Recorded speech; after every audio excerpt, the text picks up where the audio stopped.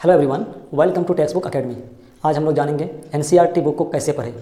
NCERT, जी हाँ, अगर आप मेडिकल के बारे में सोच रहे हैं, आपको एमबीबीएस करना है, आपको नीट का एग्ज़ाम देना है, तो आखिर क्या पढ़ें, कैसे पढ़ें, हम उन्हीं के बारे में बात करेंगे। पर उससे पहले अगर आप इस चैनल में फर्स्ट टाइम आए तो प्लीज़ चैनल को सब्सक्राइब कर लें ताकि हमारा हर एक वीडियो आप तक पहुँच सके। एनसीईआरटी मतलब अगर आपको मेडिकल में जाना है, मतलब आपको नीट एग्जाम्स देना है, मेडिकल तो बात की बात है, अगर आपको नीट एग्जाम देना है तो आपको एनसीईआरटी बुक पढ़ना ही पड़ेगा। रेफरेंस में आप कभी बुक पढ़े, पर आपका जो मेन बुक होगा, प्राइमरी बुक होगा, वो एनसीईआरटी होगा।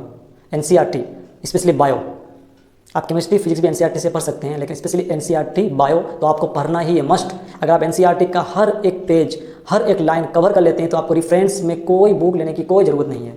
आपको करना क्या है, एक लाइन को, एक सेंटेंस को एनसीईआरटी का पढ़ना है। हाँ, एनसीईआरटी जो है एक लाइन में बहुत ज़्यादा डीपली उस बात को समझा देता है जो स्टूडेंट के समझ में नहीं आता है। तो आप उसके लिए टीचर से हेल्प ले सकते हैं, आप रेफरेंस बुक को देख सकते हैं, लेकिन पहले एनसीईआरटी को पढ़िए, गो थ्रू हो जाइए, रीड आउट कीजिए फर्स्ट टाइम में, उसके बाद सेकंड में समझने की कोशिश कीजिए। फिर भी आपको कन्फ्यूजन हो रहा, डाउट हो रहा, तो आप रेफरेंस बुक लीजिए, तब उसको देखिए।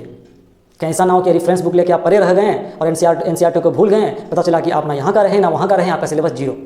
क्योंकि कितने क्वेश्चन आते हैं टोटल? 720 में 90 क्वेश्चन आते हैं केमिस्ट्री फिजिक्स से और 90 क्वेश्चन आते हैं बायो से, जूलॉजी प्लस बॉटनी से। 45 90 क्वेश्चन से में एक भी क्वेश्चन एनसीईआरटी के बाहर नहीं आते हैं, सारा क्वेश्चन एनसीईआरटी से ही आते हैं। बस आपको अगर कोई क्वेश्चन समझ में नहीं आता है तो आप ये कह देते हैं क्वेश्चन क्या बाहर से आया हुआ है, सिलेबस से नहीं है। ऐसा हो ही नहीं सकता है, सारा क्वेश्चन एनसीईआरटी से आता है। बस जरूरत यही है कि सबसे पहले आप एनसीईआरटी का जो फर्स्ट चैप्टर पढ़ते हैं तो आपको जरूरत है उसको समझने का नहीं, और रीडिंग करने का। आप रीडिंग कीजिए उसको, एक बार दो बार रीडिंग कीजिए, तीसरी बार आप लाइन बाय लाइन को समझने की कोशिश कीजिए।